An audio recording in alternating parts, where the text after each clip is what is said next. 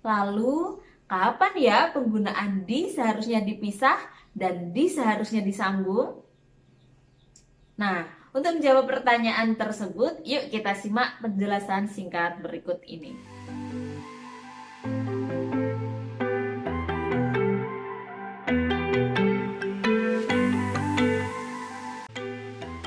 Halo teman-teman, Assalamualaikum warahmatullahi wabarakatuh.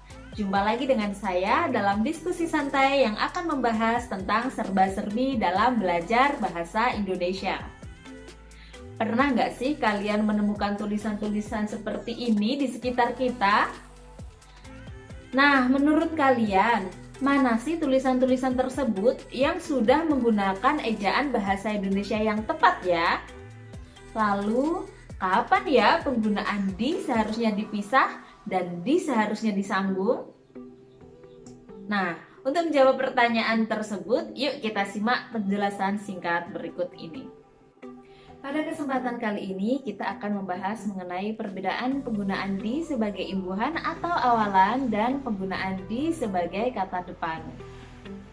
Yang akan kita ulas pertama kali yaitu penggunaan di sebagai imbuhan atau awalan.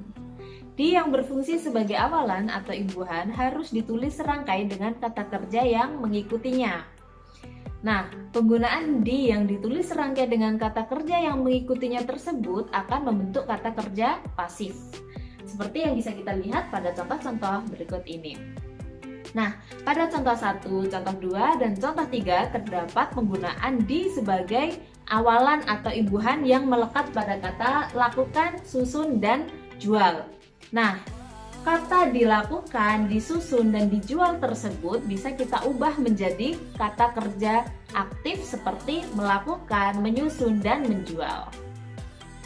Sementara itu, penggunaan kata di sebagai kata depan, penulisannya harus dipisah dengan kata yang mengikutinya.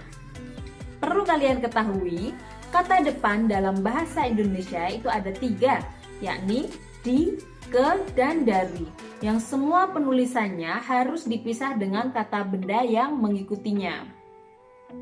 Penulisan kata depan di harus dipisah jika diikuti oleh kata keterangan tempat, arah, dan letak seperti yang terlihat pada contoh di samping ini.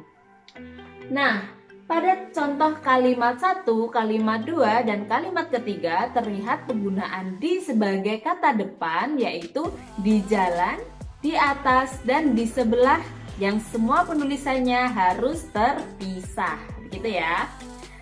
Nah, dari contoh-contoh tersebut jelas terlihat perbedaannya terletak pada jenis kata yang mengikutinya. Jika di sebagai imbuhan awalan, maka hanya bisa diikuti oleh kata kerja, sehingga penulisannya harus dirangkai dengan kata kerja yang mengikutinya. Seperti tadi contohnya dilakukan, dijual, atau disusun.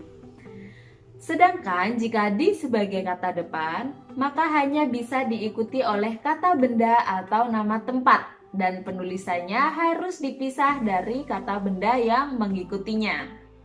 Bagaimana teman-teman? Sudah bisa dipahami? Nah, untuk menguji pemahaman kita, yuk kita coba latihan berikut ini.